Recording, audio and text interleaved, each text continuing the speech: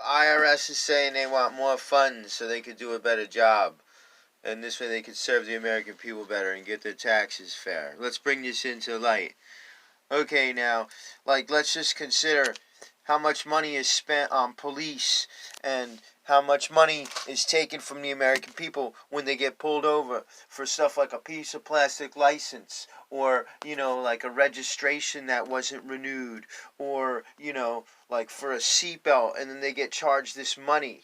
You're taxing the American people with ridiculous things and then supporting the police. So all the money and revenue that is being created on, conducting commerce on the side of the road is breaking the American people year after year, not only in spirit, but financially as well, with all the court stuff. And then the courts, they're funded up to the hilt with all these things because they're breaking the American people's backs with blood, sweat, and tears.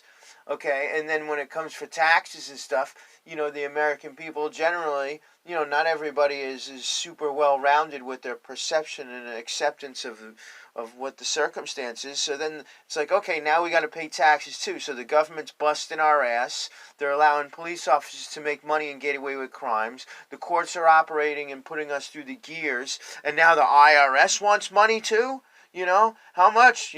So this is like really a crappy situation. So why don't you reform the police? Okay, reassess the circumstances of driving, so this way a lot of these charges won't exist, and for people that have been born here or lived here forever, stop terrorizing them on the side of the road with stupid statutes and policy and taking their money, and then they wouldn't feel bad about paying taxes or giving more money to the IRS.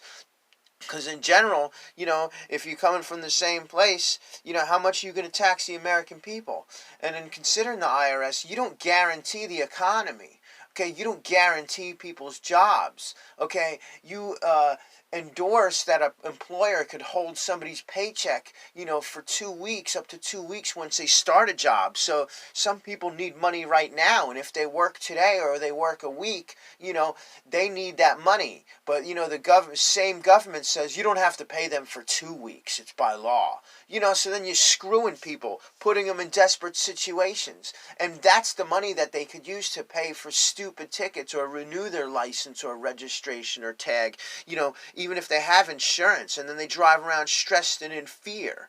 So, it all goes to a really crappy circumstance. So you don't guarantee the economy. You don't guarantee employment. Okay, you don't guarantee a just and fair system when it comes to police harassment and profiling and stopping people on the side of the road. But yet, you want just circumstances with the taxation process.